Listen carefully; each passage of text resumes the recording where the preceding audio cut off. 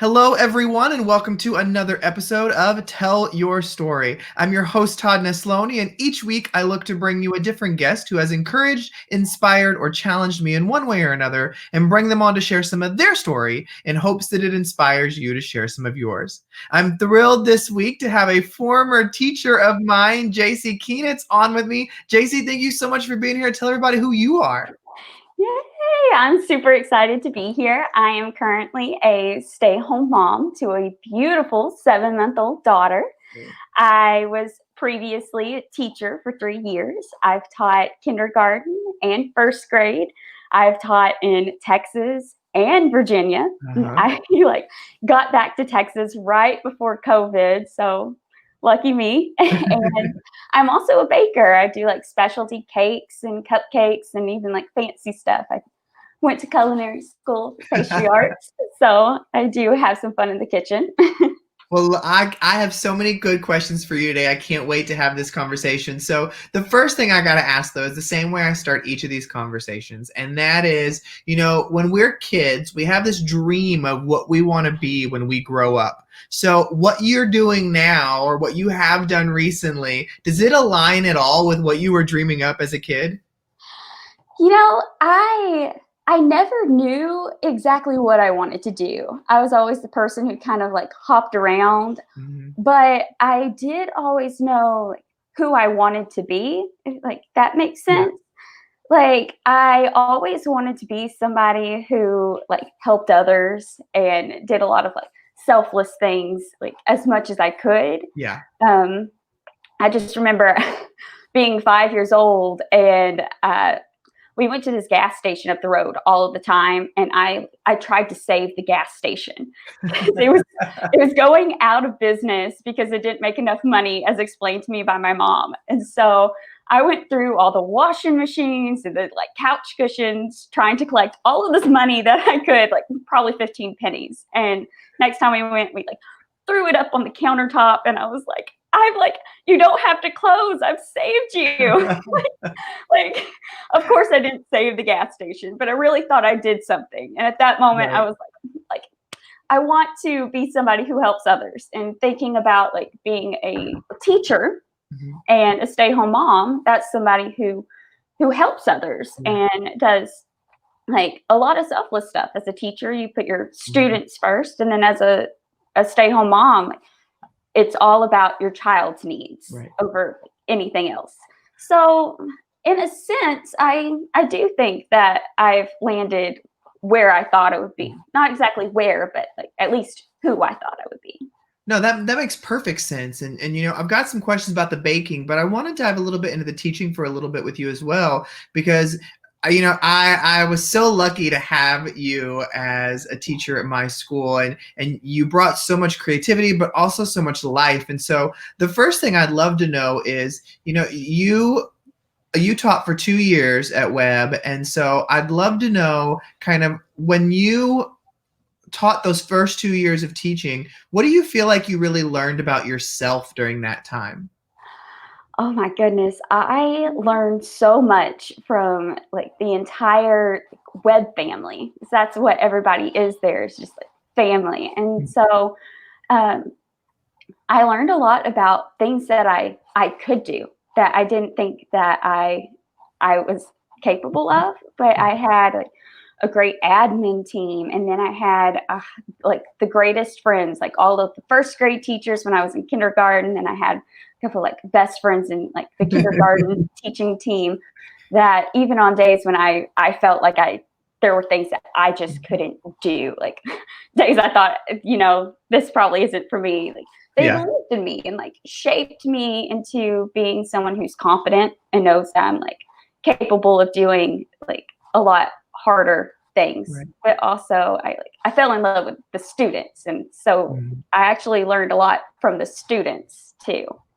It's funny for me watching you grow, hearing you have that answer, because if I were to think about what I saw you grow most in, it would be your confidence as well. But I'd love to also dive into something else there because, one thing that I've known about you from the start is you always have this bubbly attitude, this outlook, this personality. And I think anybody listening can think of a person in their life who's got that kind of, we've got this, it's all going to work out, we can do this.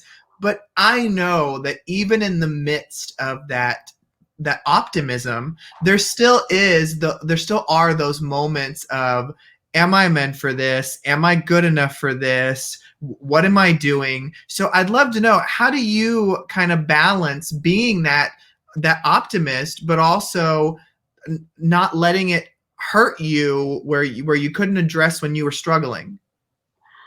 Well, it's funny that I do try to be super optimistic because I have actually struggled with anxiety for the majority of my life. So it's kind of, the optimism has also sort of been like a coping tool for me. That makes sense. Yes. Because like at least I could see the positives that were going on, even when everything felt like oh, the world was ending. I was like, no, I can see that this is going well. I know that steps can happen and I will get through this. Mhm. Well, a recent episode I did on my other series, which is part of this podcast as well, Honestly, Let's Talk, we talked about anxiety and things like that. So I'd love to know, kind of, when did you realize that anxiety was something that was a part of who you are? So it's funny that you say it's part of who you are, because when I talked to the doctor the other day, I was telling him, I was like, I've had anxiety for so long, it almost feels like a personality trait. The something that I knew that I was officially known as having anxiety was when I was 16, and I was freaking out about, I had a lot of stuff going on in life, like Right. SAT scores, and I was still just a junior, but still trying to freak out about like getting into the best college or what I was going to do. And I started having an anxiety attack, but I didn't know what it was. Right. Like I just felt like I couldn't breathe, and it lasted for a week, and I was like, it can't be an anxiety attack. It like nothing like that happens for a week. I must have something wrong with my lungs. Yeah. But yeah, I knew from that moment that, because it was official, but I've always even like struggled from the first time when I turned 10, I had a friend's parent tell me that I was never going to be like in the single digits again. And at 10 years old, for some reason, that gave me an anxiety. Like, I was like, oh my gosh, like I am all like, everybody's going to get old. My mom's going to get old. Like everything in my life is getting old. So it's kind of been part of my personality. I could totally see you having that reaction, which is so hilarious. But, Jaci, one question too, tying into that there's a question I ask in every one of these episodes, and that is, regardless of how successful you've been, of how great you feel at what you're doing, whether that is a baker, a stay-at-home mom, a teacher, whatever it is, there is always still that lingering doubt that, am I good enough? Or that comparison of, these other people are doing it so much better than me. How do you keep that doubt or comparison from taking root in your own life? Well, I have been fortunate enough to surround myself with such amazing people that, as I said, even when I was at Webb, at any point when I didn't even have like faith in myself, like I had a lot of doubt, I had other people who pushed me, encouraged me, and showed me that like I was good enough. Just because somebody else they talk the loudest or they have done it the longest, that doesn't make them any better than you. And that you have your like worth so much more than you may even realize yourself. And that I just always remember that. I love that. Well, something else you mentioned at the top of the episode was that you also love to bake. And so when was that something that you realized was a gift of yours? Well, when I was 13, I used to watch the Ace of Cakes on TV.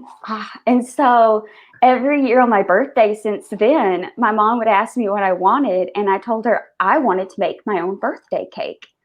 And so I have done that every year since I was 13. because it was like, I got it. Just buy me all the ingredients and I will just make this spectacular cake. And so it started off as boxes until like I grew to like doing stuff from scratch. And then when I actually worked in the industry, then I had a lot of people teach me some really good like skills and tools that now I feel like I'm pretty good at it. What's your favorite thing to make now? So I love making cakes. I love making ice cream. Really? Yes. What kind of ice cream? Like, what flavor is your favorite to make? So I love to make maple candied bacon. Ooh, oh my gosh, that sounds so good right now. That's an ice cream especially. Yes, and then I put it on top of French toast.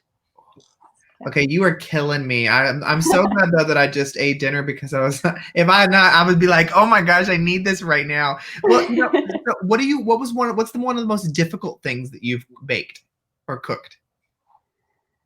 Let me see. Wow. Well, I've actually I've surprisingly worked at the only Forbes 5-star restaurant in Texas. And so Really? yes.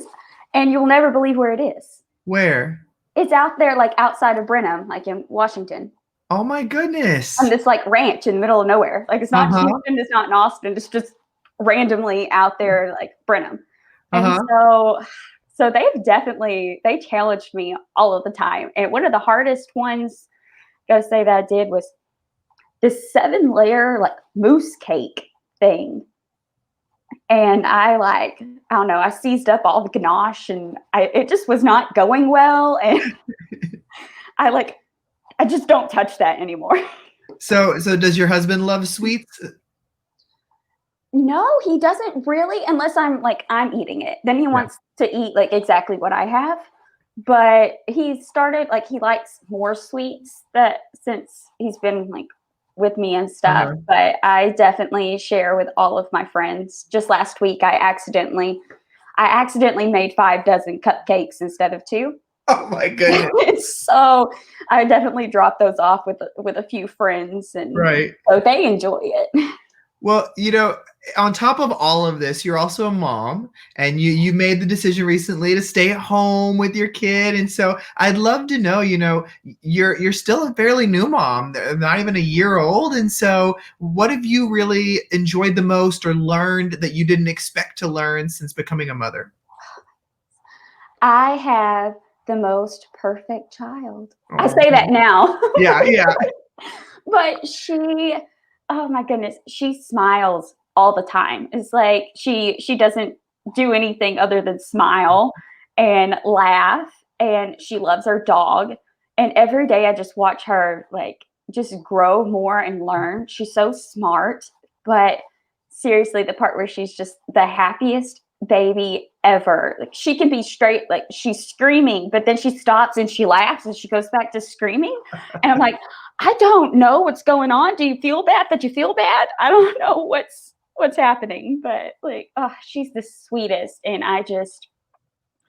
I've learned that um, I've learned that I can be a pretty good mom in a pandemic. It turns out it's really hard to do, but or to be a new mom in a pandemic. But Right. like, she's just amazing. I could gush on for her for like I, ever. I bet. Well, I'm so excited for you and the things that you're getting to do and everything like that. Well, the one question that I always love to end these conversations on is, as people, I feel like there are things we hold really true to our hearts and are who we are. And so for anybody listening or watching today, if they were to walk away with one thing, what would your one thing be for them? To be kind to others is really important, but also be kind to yourself. Right. No, I feel like we do put it out there that we want to be helpful to other people, but sometimes we're just not as kind to ourselves. Yeah. It's easy to look at all of our flaws and find those, but I don't think that any of us spend enough time like thinking about all of the things that do make us amazing, make us good at what we do and who we are. And I think that everybody should be more kind to themselves. I love that. Well, JC, I have been looking forward to this conversation. So thank you so much for being a guest today on Tell Your Story. Thank you. I'm super excited that you asked me to be a part of this. And thank you everybody for listening or watching another episode of Tell Your Story. Remember, you can check out past episodes on iTunes, Spotify, SoundCloud, YouTube, wherever you get your stuff, it's there. I hope today's conversation with JC has encouraged you to get out there and tell your story, because every story